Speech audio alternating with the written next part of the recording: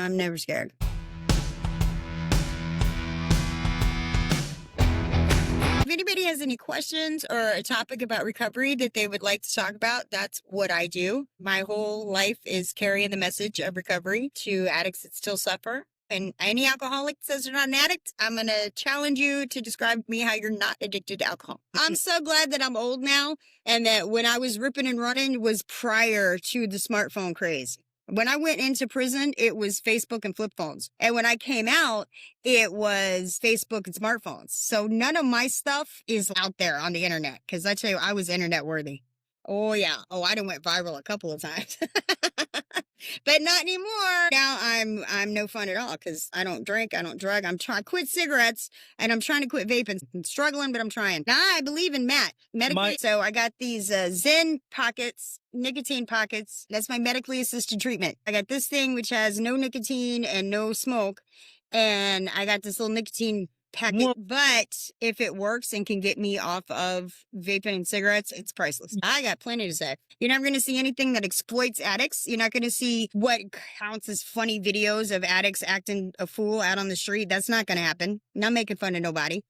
And anybody that makes fun of anybody, y'all could just go. This is my channel. I do a podcast called Starve the Demon on YouTube and Spotify, and it's all about highlighting the joys of recovery, not the misery of addiction. Yeah. So what I do is I get people that are in recovery that have at least 2 years and however they got there. Whether it's 12 steps, whether it's church, whether it's jail, whatever it is that got you clean and keeps you that way, I want to hear that story. And I want to tell that story to other people so that they know that they can do it. Because I think the worst thing you can tell somebody is if you don't do it this way, it's not going to work and you're going to die. Or, oh, well, you use Matt or you're California sober or whatever. So that's not the same as being clean. I call bullshit. And I'm trying to highlight that there are so many different modalities to getting sober and staying that way. And the point is to be happy, joyous, and free and not be a slave to this demon called addiction. That's what I'm about. And if you're about that, then my channel is for you. And if you're not about that, if you're still trying to be a victim and everything's everybody else's fault and woe is me and blah, blah, blah, then I'm probably not for you. But you know what? That's okay. I'm not for everybody. If that's what you're looking for, this is not for you. I mean, I appreciate you stopping by, but I am not meant for the weak. I'm not one to coddle. I'm very kind, but I am not soft. Because you know what? If you baby an addict, you will bury an addict. And I done buried enough people. I done watched enough people die. I'm not going to take part in that.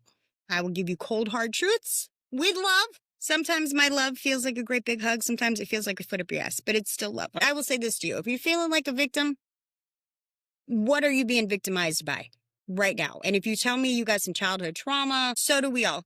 The longer that you allow yourself to be a victim of that, the longer you let those people have power over you. What if you got mugged? You're walking down the street, minding your business, some bad guy comes up, takes your shit. You can choose to suffer that mugging for the rest of your life. You're scared to walk out your house. You're scared of people. You got to go to therapy. You got to do drugs. You tell yourself, I'm a victim. Or you say to yourself, hey, guess what? I survived it. That didn't kill me. And I'm not going to be scared to walk out my door. I'm not going to be scared of people. I'm not going to do drugs and I'm not going to drink over it. I'm just going to go about my fucking life. And that person is going to have to deal with his own karma. That person's going to have to meet his maker someday. And when he does, luck to him. But I'm not going to allow that person to have power over me. You can do that. And I know that you can because I have. And if I can do it, you could do it. Because I'm not special. I'm not even probably all that smart. I just refuse to be a victim.